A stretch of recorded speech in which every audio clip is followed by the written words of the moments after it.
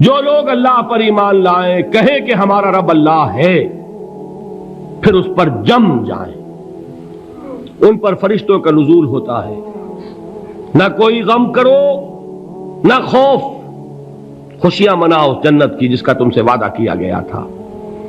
اللہ کی ربوبیت پر اطمینان جب انسان کو ہو جاتا، میرا رب اللہ ہے، ربی اللہ، انسان کے لیے نہ کوئی کھٹکا، نہ کوئی خطرہ، نہ کوئی خوف، نہ کوئی حزن۔ جو کچھ ہو رہا ہے کس کے اذن سے ہو رہا ہے؟ اللہ کے اذن سے۔ اللہ کے اذن کے بغیر پتہ تک نہیں ہلتا۔ یہ کوئی اندھا بہرا مادہ نہیں ہے جس سے مجھے کوئی خوف ہو۔ اندھا بھینسا چلا آ رہا ہو اس سے تو ڈرنے کا ہر انسان کو ڈرنا چاہیے، نہ معلوم کس کو ٹکر مار دے، لیکن نہیں، اس کائنات کو چلانے والا ایک سمیع و بصیر خدا ہے، وہ جو میرا دوست ہے، میرا ولی ہے۔ اللہ ولی الذین آمنوا یخرجہم من الظلمات الی النور۔ اللہ اہل ایمان کا ولی ہے، ساتھی ہے، پشت پناہ ہے، مددگار ہے، حمایتی ہے۔ بتائیے جسے یقین ہو جائے کہ اللہ میرا مددگار، اللہ میرا محافظ، اللہ میرا پشت پناہ، اللہ میرا حمایتی، اس کے لیے کوئی خوف ہوگا؟ اس سے کوئی ڈر ہوگا؟ میں مثال دیا کرتا ہوں ایک بہت سادہ، پنجاب کے دیہات کی۔ تو بڑا چودھری ہے اور کوئی غریب کسان ہے، اس غریب کسان کے جانوروں کو ہر وقت اندیشہ ہوگا چوری کا، کوئی میری بھینس کھول کر نہ لے جائے، کوئی میرا بیل کھول کر نہ لے جائے۔ لیکن جس کے بارے میں یہ سب کو معلوم ہو کہ وہ جو بڑا چودھری ہے وہ اس کا دوست ہے، اس کی بچیا کو کوئی خوف ہوگا؟ اس کی بھینس پر کوئی ہاتھ ڈالے گا؟ اسے کوئی اندیشہ ہوگا؟ نہیں۔ کیوں؟ کہ وہ بڑا چودھری، بڑا اس کا یہاں کا سردار، جاگیردار، سب کو معلوم ہے وہ میرا دوست ہے، کوئی میرے خلاف اقدام نہیں کر سکتا۔ اس دنیا میں یہ چھوٹی سی بات اگر آپ کے دلی اطمینان اور سکون کا باعث بن سکتی ہے تو ذرا تصور کیجئے۔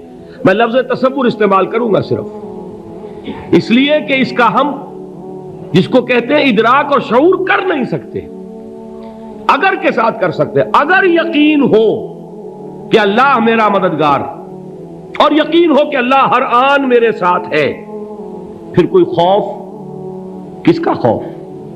کوئی شے اللہ سے بالاتر ہے؟ کوئی قوت اس سے زیادہ طاقتور ہے؟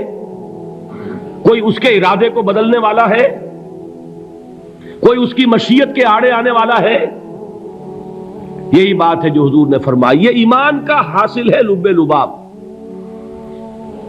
کہ دیکھو اچھی طرح اس بات کو ذہن نشین کر لو، اگر تمام انسان مل کر تمہیں کوئی نقصان پہنچانا چاہے نہیں پہنچا سکتے، مگر جو کچھ اللہ نے لکھ دیا ہو، اور تمام انسان مل کر تمہیں کوئی نفع پہنچانا چاہیں نہیں پہنچا سکتے، مگر وہ شے جو اللہ نے طے کر دی ہو۔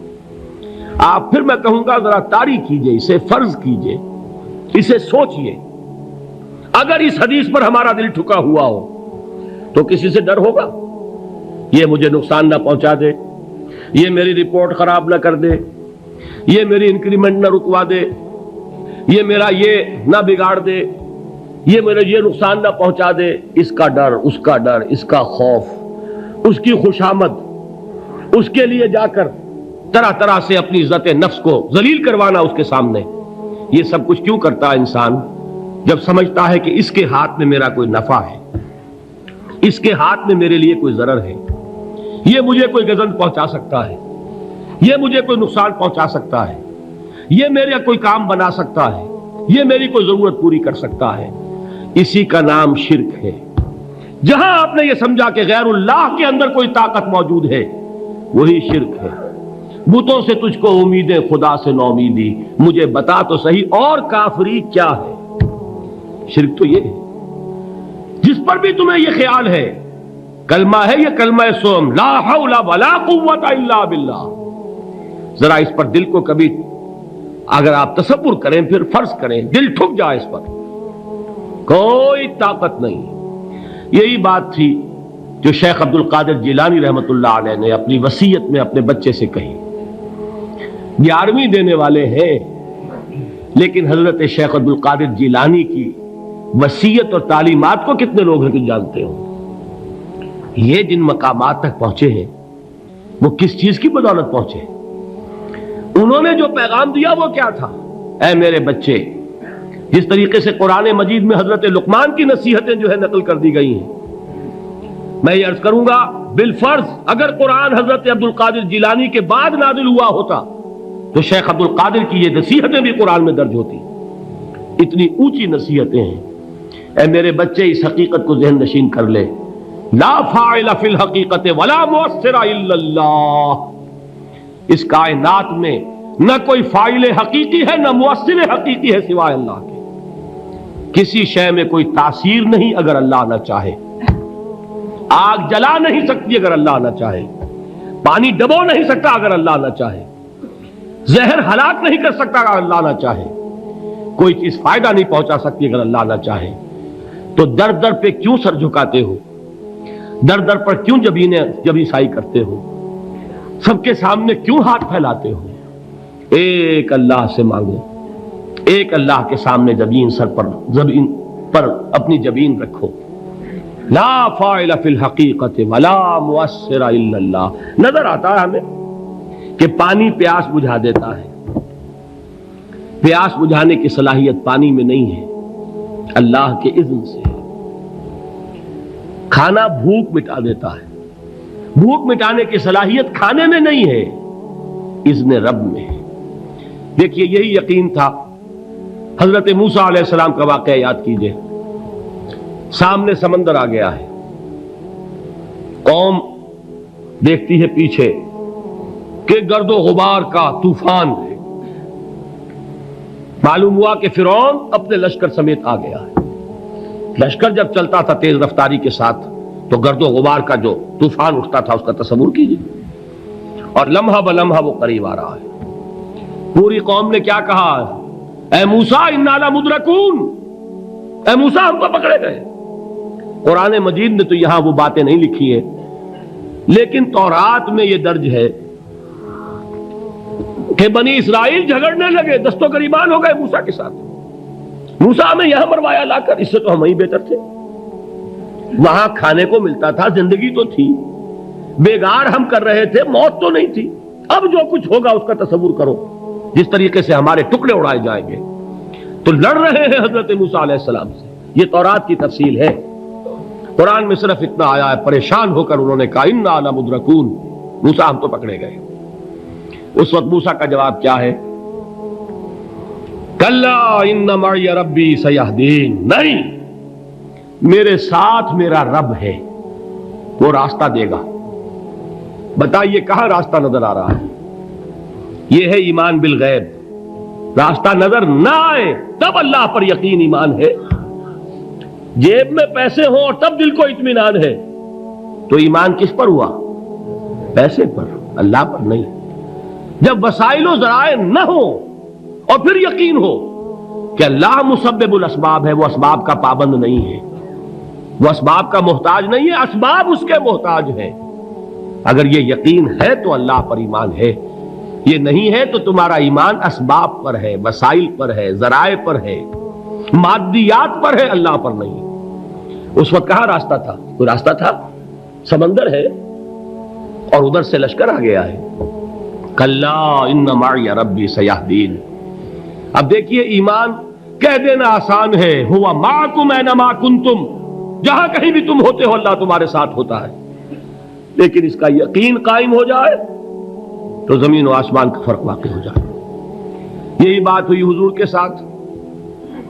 غار ہے، چھپے ہوئے ہیں محمد الرسول اللہ اور آپ کے وہ یار غار ابو بکر صدیق رضی اللہ تعالی عنہ. اقبال نے حضرت ابو بکر کی شان میں چند اشعار کہے صرف، لیکن واقعہ یہ ہے کہ بھاری بھاری نظموں پر اور قصیدوں پر بھاری ہے.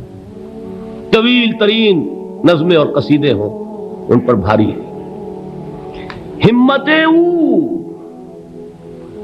ابو بکر کی ہمت جو ہے کشت ملت را چو ابر، جیسے بارش سے کھیتی اپجتی ہے، ابو بکر کی ہمت اور عزیمت اس امت کو اسی طرح سینچنے والی ہے۔ ثانیے اسلام و غار و بدر و قبر، وہ دوسرے تھے اسلام میں، دوسرے پہلے کون تھے؟ انا اول المومنین، حضور فرماتے ہیں سب سے پہلا ایمان لانے والا میں، دوسرے ابو بکر۔ ویسے ہمارے ہاں یہ چلتا ہے اختلاف، حضرت علی پہلے ہیں کہ حضرت ابو بکر پہلے ہیں، لیکن اس میں بڑی خوبصورت تطبیق قائم کی ہے علماء نے، اور بہت صحیح ہے۔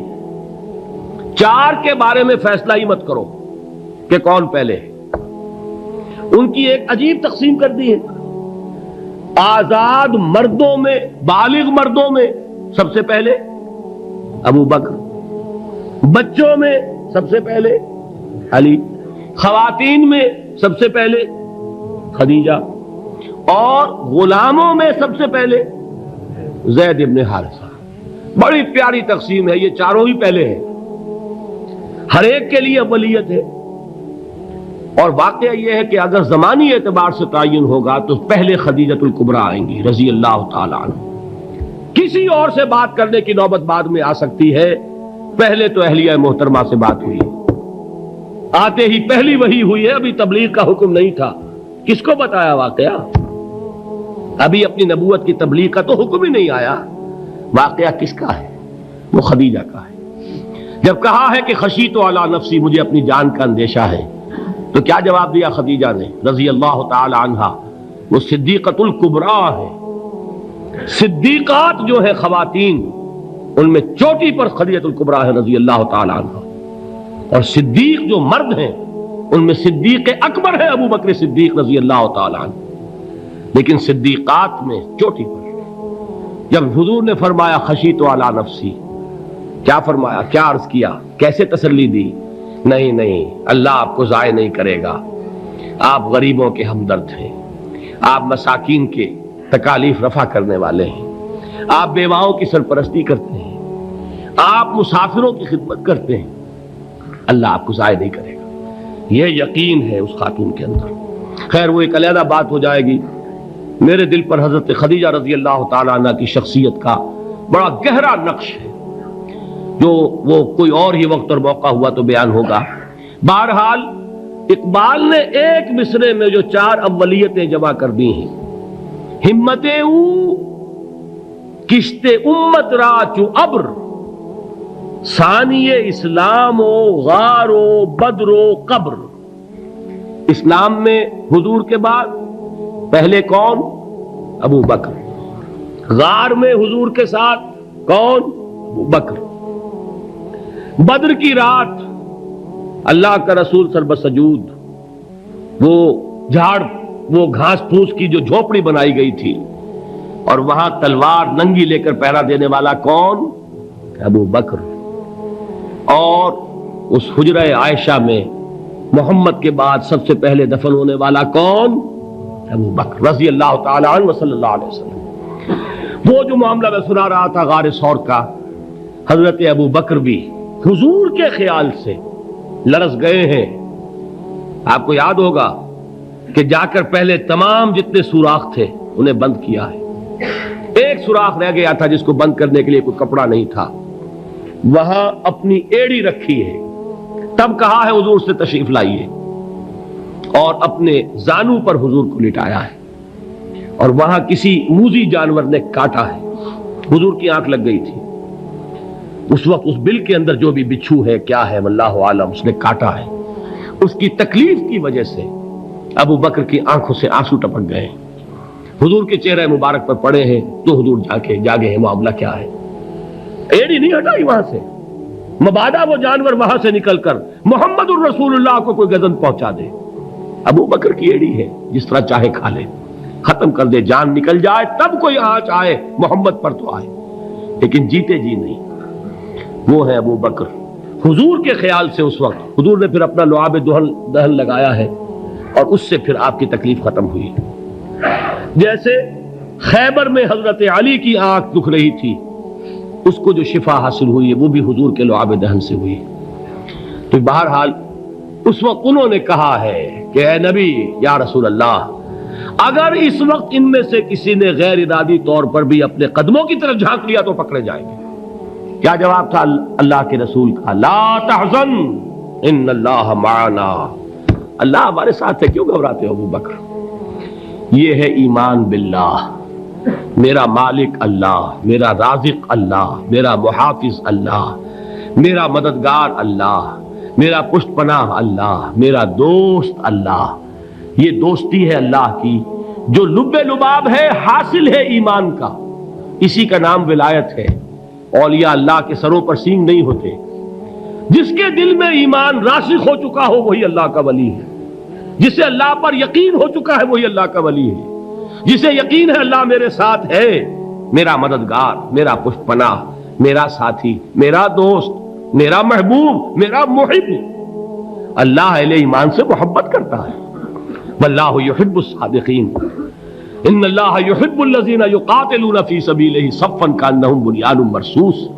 اللہ محبت کرنے والا، اہل ایمان محبوب، اور اہل ایمان محبت کرنے والے اللہ محبوب۔